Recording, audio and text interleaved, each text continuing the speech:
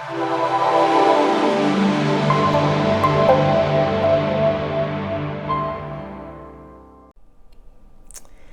everyone, welcome back to Asiyah's Plant Life. I'm Asiyah.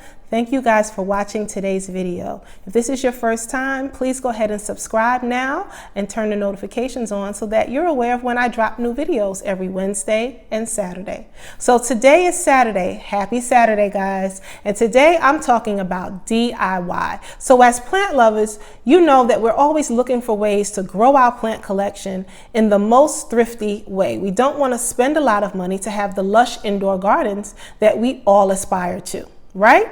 So what I've decided to do is to make DIY fertilizers for my plants. Now, during the rapid growth season, which is spring and summer, when our plants are just growing and blooming and doing their thing, I find that it's okay during those parts of the year to use chemical or artificial fertilizers if you choose to do that. And the reason why is because when a plant is growing at a rapid pace, it's using nutrients quickly, and the fertilizer doesn't have a chance to sit and destroy the roots, burn the roots, or anything of that nature if you're using an artificial or a chemical fertilizer. But in the slower growth season that we're in now, we're midway through fall and we're coming up quickly on winter.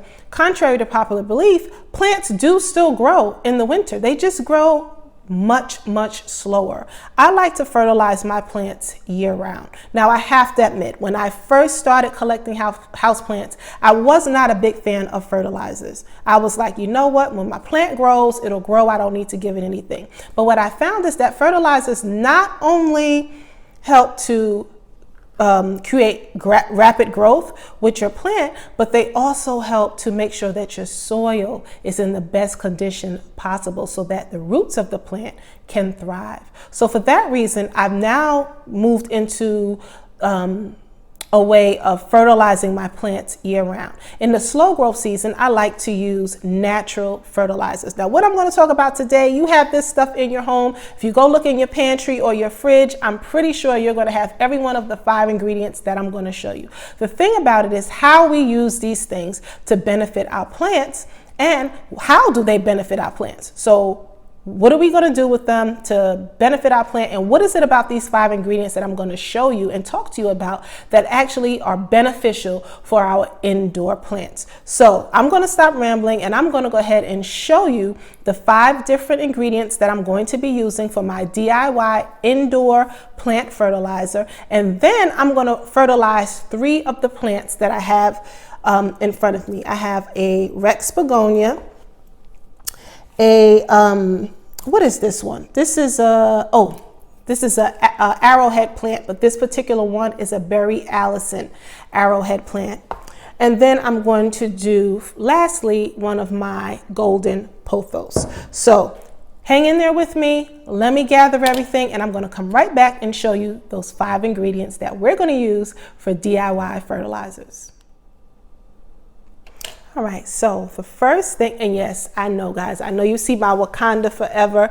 I'm gold and bold today. I'm feeling like I'm one of those women from Wakanda. If you have not seen Black Panther, shame on you, but you need to go and see it. So anyway, getting back on track, the 5 things. First, let's start with starch. Now, I hope you guys can see this. This is just an organic linguine. Now, you do not have to use organic pasta for this method of fertilization. This is just what I buy. This is what I had in my home, and this is what I use.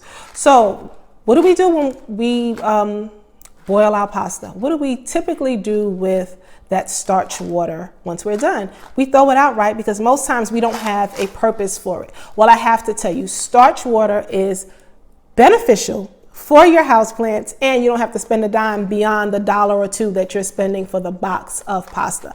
Now, with starch water, it encourages beneficial bacteria, and it's also good for trace vitamins and minerals. And just like our bodies, plants or the roots of the plant, they need those vitamins and minerals to help encourage growth and to keep the soil healthy for the plants to grow, right? So next time you boil some pasta, please make sure that it's just a regular durum wheat pasta or durum. It doesn't have to be organic again, but just a durum wheat pasta. You don't want to use any pasta that's had things added to it like sun-dried tomato or spinach or anything like that. Just pasta that is just regular old white or durum wheat pasta. You want to go ahead and boil that pasta, let the starch water cool completely until it gets to room temperature, and then you can use that water right from your pot or pour it into your watering canister, whatever you use to water your plants,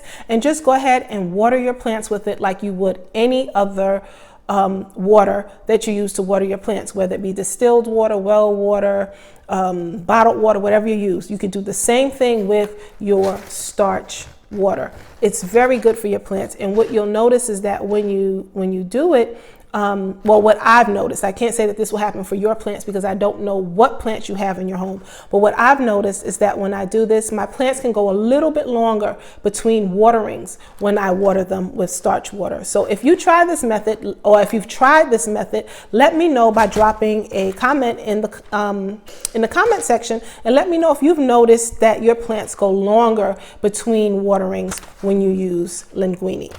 Or not just linguine. Linguine is my favorite, but just pasta.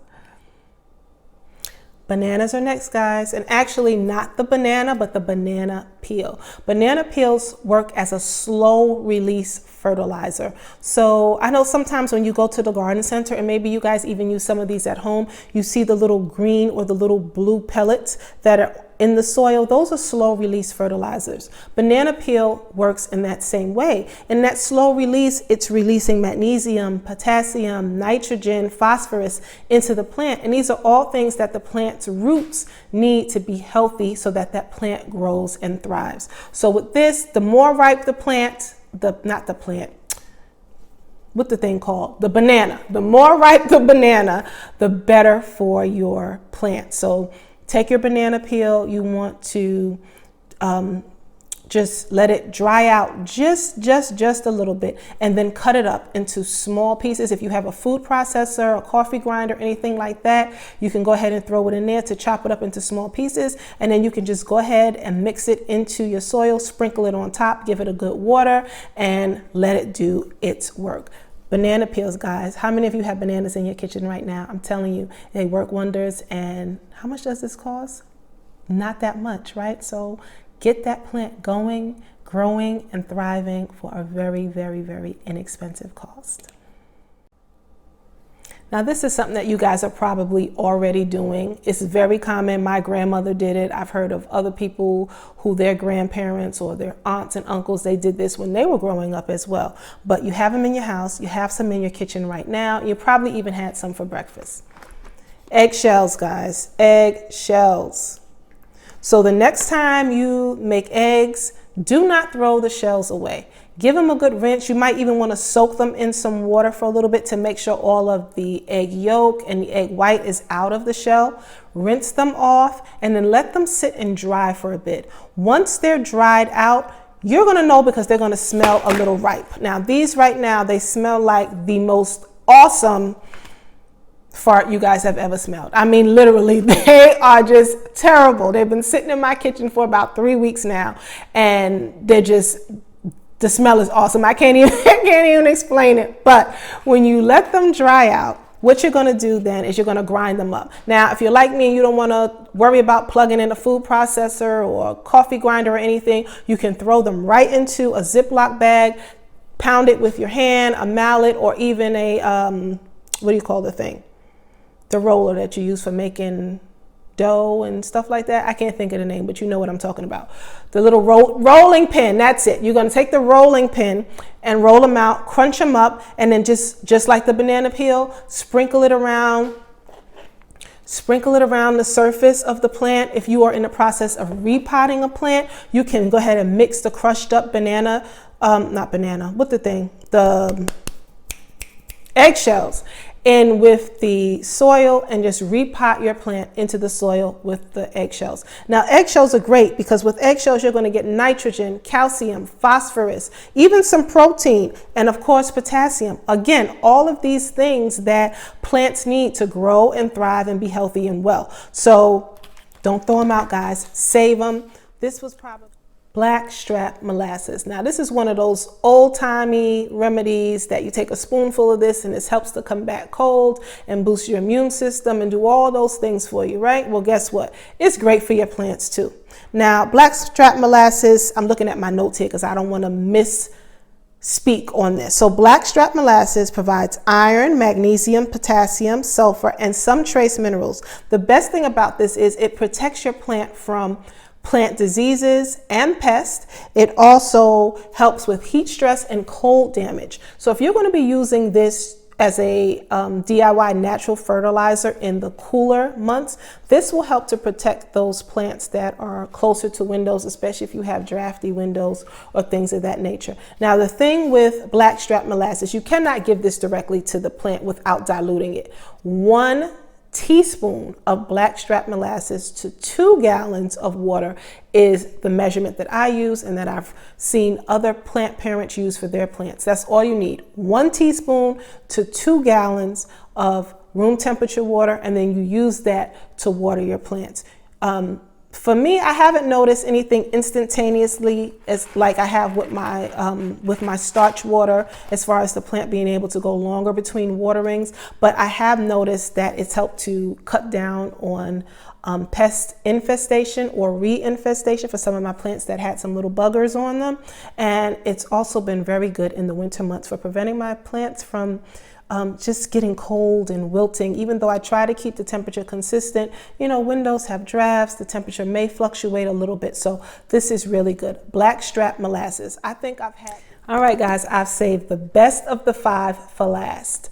Green tea. Now this is just some green tea bags that I have in a little plastic container here, but green tea. Now you can use this as a brewed tea for fertilizing, or you can just take the ground tea leaves, which are actually in the tea bag, mix them in with your potting soil, and give your plant a big drink of water and water it as you normally would. And the green tea does wonders. Now I have to say, this is my favorite, not only because I love green tea and it smells amazing. And if you water your plants, all of them, if you have a room full of plants and you water them with green tea, or you actually put the tea leaves into the soil in a room that's full of plants, you will actually smell this in the room. And to me, the smell is just so inviting. I just absolutely love it. But not just because of that. Green tea has tannic acid in it. And that's the same thing that you find in coffee. And I know you guys have heard about using coffee, or maybe you actually use it, using coffee for your house plants or for your garden. Because of the tannic acid, it increases oxygenation. And as we know, any living thing needs oxygen to grow and thrive and to survive. So when we increase the oxygenation in our plants, it helps the plant to absorb the nutrients from the soil or fertilizers that we're adding to it. And it helps that plant's roots to be strong and healthy. And it also helps to promote growth. So I really love this. I typically use it as a brewed tea. So you brew it as you would any other tea. You let it cool down to room temperature, and then you go ahead and you water your plants with it. 1 tea bag to 2 gallons. That's the brew. 1 tea bag to 2 gallons is all you need of this. It'll be very, very faint. It'll look like a watered down iced tea almost, or maybe even a lemonade. And that's what you want it to look like. That's what you need. You don't pour just straight into the plant. If it's brewed, 1 tea bag to 2 gallons, pour it into your plants and watch them do their thing with this. All right, everyone. So for the fertilization method, the natural DIY fertilization method I'm going to demonstrate for you is my blackstrap molasses method here. As I mentioned to you earlier in the video, it's 1 teaspoon to 2 gallons of water. This is a 1 gallon pitcher, and there is 1/2 teaspoon of blackstrap molasses in here.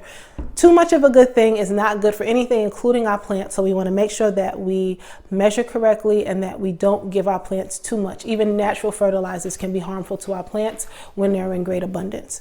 So the 3 plants that I'm going to use today to demonstrate, again, is my Rex begonia, my Berry Allison arrowhead plant, and then also here, this is a golden pothos. I have this silver bowl here just to catch the water that drains off from my plants.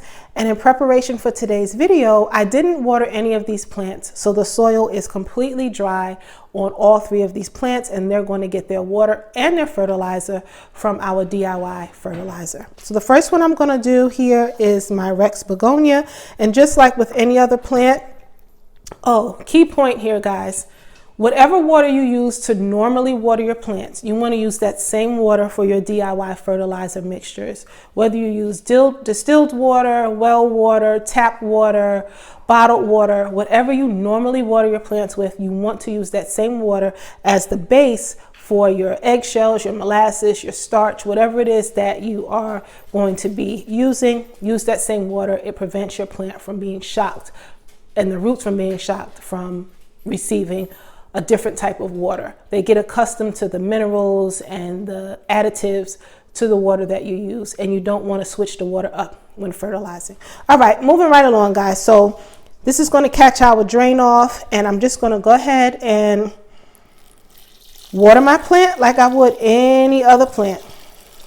I want to make sure that the soil is completely saturated.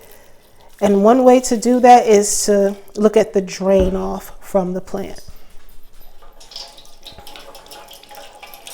And just make sure that it's draining all the way. You want to allow your plant to drain all the way after you give it fertilizer. You don't want anything being retained in the bottom of the pot. All right. Next is this beauty right here, our Berry Allison arrowhead plant. And for those of you that need low light plants, this Berry Allison loves low light, and you'll tend to see more of this plant in your garden centers and nurseries in the fall because it's a low light plant.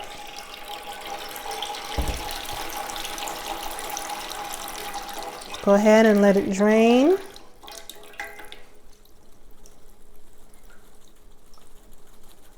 All right, guys, and our last beauty is going to be our pothos. This one's a little bit heavier because it's in a ceramic pot, while the others are in plastic pots. But same thing. We want to saturate that soil and allow it to drain.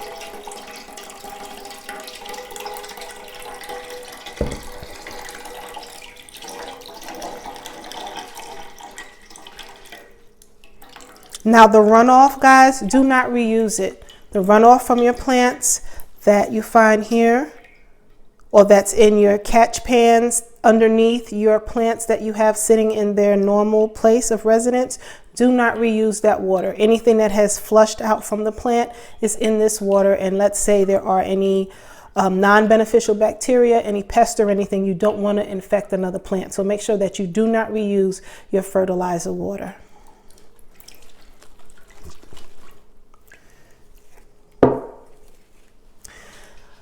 All right, guys, so that's it.